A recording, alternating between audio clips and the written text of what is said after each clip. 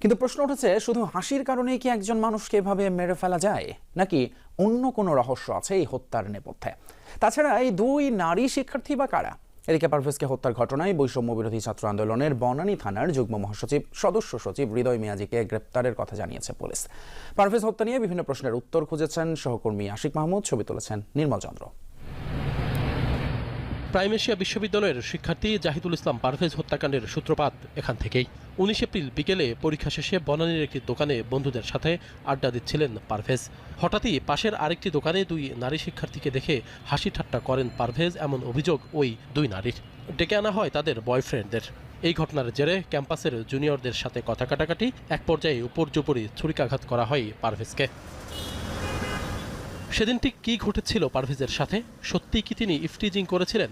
সরেজমিনে এই ঘটনার দুজন প্রত্যক্ষদর্শীর সাথে কথা বলেছে যমুনার নিউজ টিম। উঠে এসেছে ঘটনার বিস্তারিত।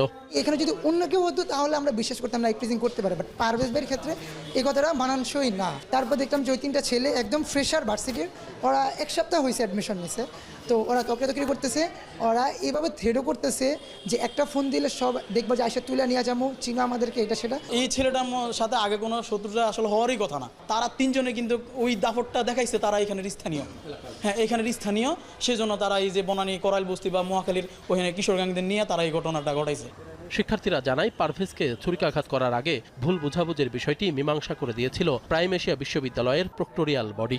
দুঃখ প্রকাশ করে সরি বলেছিল পারভেজ, তাতেও শেষ রক্ষা হয়নি। তারা প্রক্টোরিয়াল বলেছিল যে এই স্টুডেন্ট আমাদেরকে দেখে হাসাহাসি করতেছিল। পরবর্তী পারভেজ যেটা বলেছিল, স্যার আমি আমার ফ্রেন্ডদের সার্কেলের মধ্যে আমরা সবসময় যেভাবে হাসাহাসি করি ওইভাবে হাসাহাসি করতেছিলাম। প্রক্টোরিয়াল থেকে যেটা করা হয়েছিল যে ঠিক আছে, যেহেতু ফিমেল স্টুডেন্ট তুমি তাদেরকে একটু সরি বলো।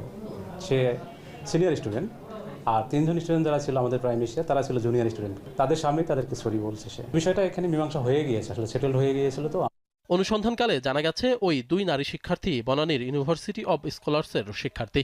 একজনের নাম ফাতেমা তাহসিন ঐশী, পড়েন বিবিএতে। অন্যজন ইংরেজি বিভাগের ফারিয়া হক টিনা। খোঁজ নিয়ে জানা যায় পারভেজ হত্যাকাণ্ডের পর থেকেই তারা ক্যাম্পাসে অনুপস্থিত, বন্ধ মোবাইল ফোনও।